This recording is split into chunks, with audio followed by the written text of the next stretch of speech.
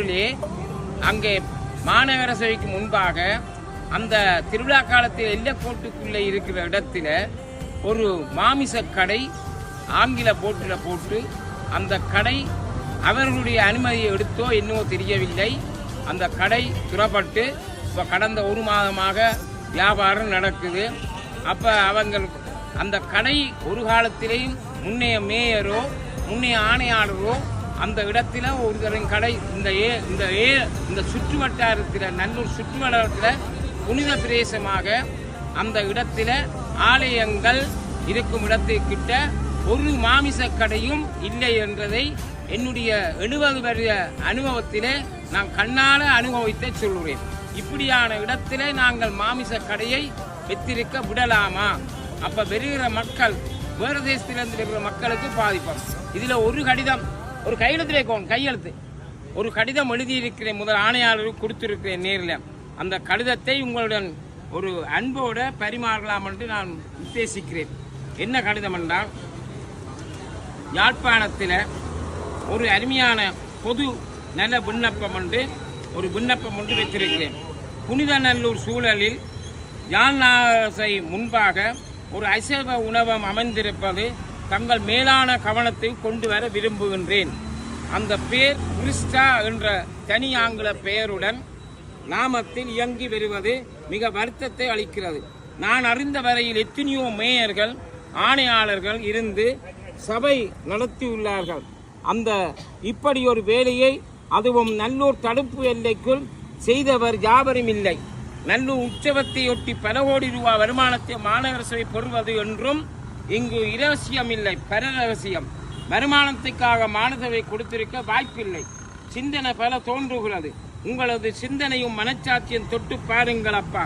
அசைவ உணவம் இருக்கலாமா அன்பர்களே? இந்த இடத்தில் சைவ கடை வைத்திருப்பதற்கு நமக்கு ஒரு ஆட்சேபனம் இல்லை. நானும் போய் சைவத்திலே ஒரு இடியப்பத்தையும் தேத்தனையை குடிச்சு போட்டு வந்து மீளவும் திருப்புகழ் ஓதுவேன். எனவே ஒன்று அகற்றப்பட வேணும் இந்த கடையை, அல்லது உங்களோட கண்காணிப்பில் சைவ உணவமாக அமைய வேண்டும். நாளை போதை தரும் பாவனைக்கும் பெறலாம். சகோதர மொழி பேசுபவர்களை செய்ய விரும்பாத ஒரு செயலை ஒரு சைவ ஆணையாளர் பதவிக்காலத்தில் நிகழ்ந்திருப்பது வருந்தத்தக்கது. ஆலயத்தின் சூழல் புனிதம் கருதி உடன் நடவடிக்கை எடுக்குமாறு தாழ்மையுடன் வேண்டுகிறேன்.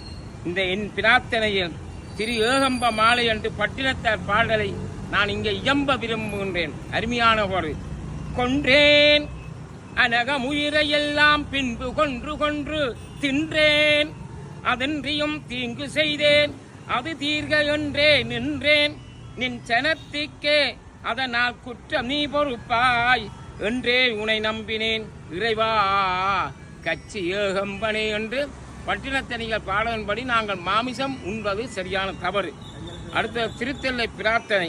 கொல்லாமல் கொன்றதை தின்னாமல் குத்திரங்கோள்களவு கல்லாமல் கைதவரோடு இணங்காமல் கனவினும் பொய் சொல்லாமல் சொற்களை கேளாமல் தோகையர் மாயையிலே சொல்லாமல் செல்லாமல் செல்வம் தருவாய் சிதம்பர ஏசியனே தில்லை கூத்தனை என்று பிரார்த்தனையை செய்து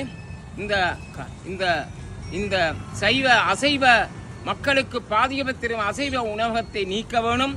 இந்த இடத்திலே நாங்கள் மீளவும் அசைவ உணவுக்கு வாரவர் மறைவாக தந்த போத்திலையும் பொக்கலில் வச்சு குடிக்கிறதுக்கு ஏதுவாகவும் அல்லது கஞ்சாவினையும் குடிக்கிறதுக்கு ஏதுவாகவும் இதனை தவிர்க்கவதற்கு எல்லா பெரிய சைவ அடியார்களும் வந்து இதனை மாற்றி அந்த கடையா ஒன்றில் சைவ கடையாக்கணும் அல்லது கடையாற்ற ஒன்றும் தாழ்மையாக அன்போட எல்லா மக்களையும் கேட்டுக்கொள்கிறேன். அன்போட விடர்கிறேன்.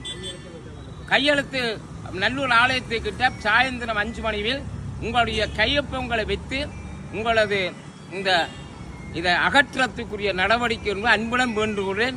முருகன்